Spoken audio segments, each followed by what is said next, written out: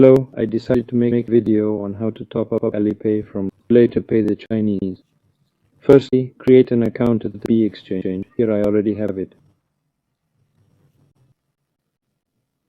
Next here we get to the P2P trading menu, then select the currency USD again for everything.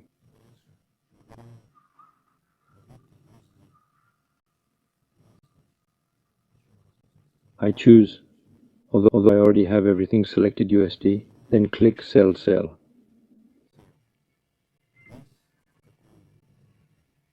Here, what payment we choose Alipay, then the amount, how much you need, for example $1. Then we look at what offers there are.